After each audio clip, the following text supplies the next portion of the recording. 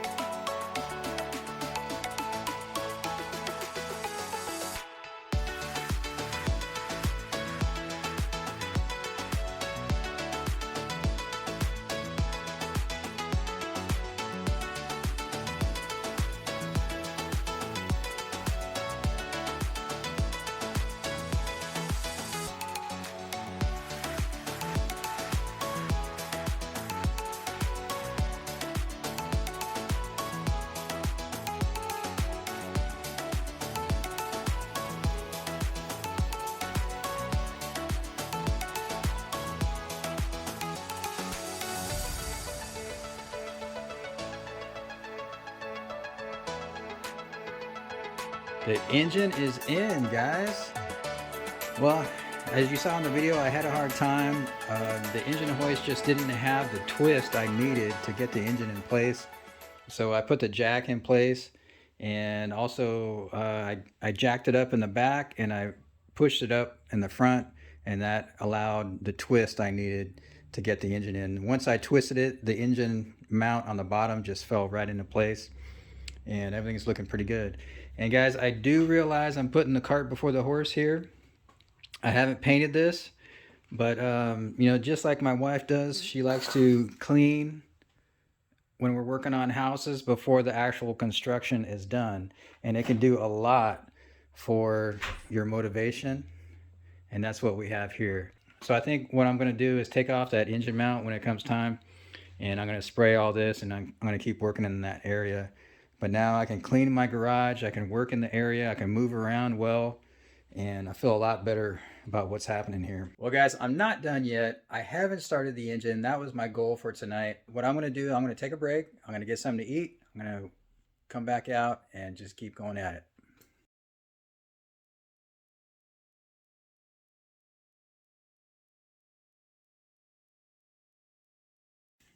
You guys, we are ready to go. And this is actually the fun part, when you have the wire harness and you just flop it over and you just start clicking everything in. The battery is in and it's just cockeyed. I have the battery tray down here. The air filter assembly is there just for now. But this thing is ready to start. I got all my grounds connected. I got a ground over here. So as promised, guys, I put the engine in and it should start up. Fingers crossed. All right, let's see what she does.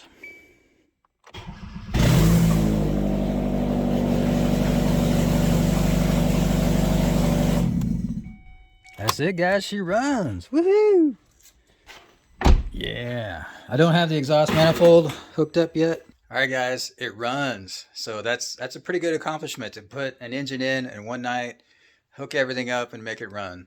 I'm gonna get some anti-seize stuff for the threads of the exhaust manifold. That's why it's not connected right now.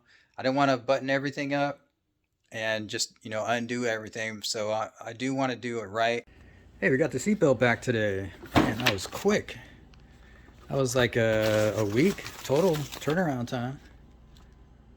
All right, disconnect the battery, blah, blah, blah. Check it out. Here it is, guys, and it absolutely works. It came with a zip tie around the seatbelt so it wouldn't retract all the way.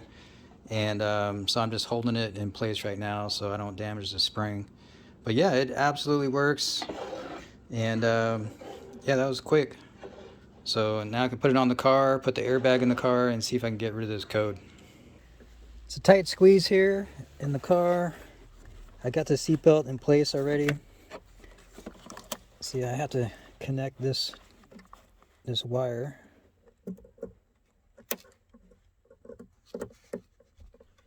that's in place.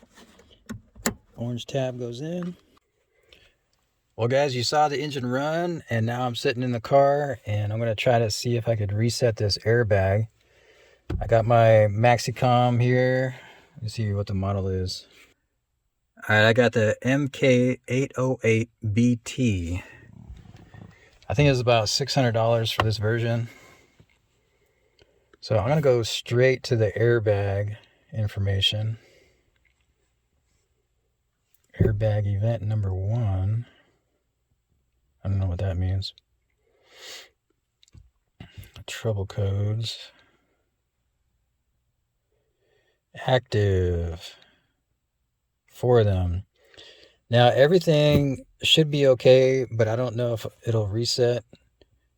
I might have to send in the module. Let's see what happens here.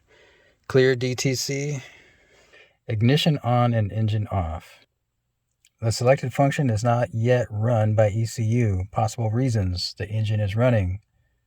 And number 2, which is the key here, the engine has current diagnostic fault codes which remain unrepaired. Great. So guys, I got to take out the airbag control unit. It's in the center console, so all this has to come out. It kind of sucks to pay $600 for something and then find out it doesn't work. So this is like the 3rd time I've tried to do something and this doesn't do it. It does do a lot, but it doesn't always do everything. So yeah, all this center console has to come out, but I'm going to wait until I pass the salvage inspection with the sheriff. In Ohio, you can pass inspection with the airbag light on, as long as the car is for you and you're going to drive it and you're not going to sell it. So they're not going to allow that option for dealers, but for private owners, they will allow that. So I'm going to do that. It is my goal, or it is my intention to get the airbag and everything completely repaired. But I'm just going to do it one step at a time. So working out of my cramped garage is not fun. So I'm going to probably do that after the car is back on the ground and out of the garage. It's probably going to be springtime by then. Here is the end result, guys. It's a much cleaner garage. I can actually walk around now. I did order a new airbox. That's on order from eBay. I paid $50 for it. And you can see here it does need a new windshield as well. So that's going to be about $200.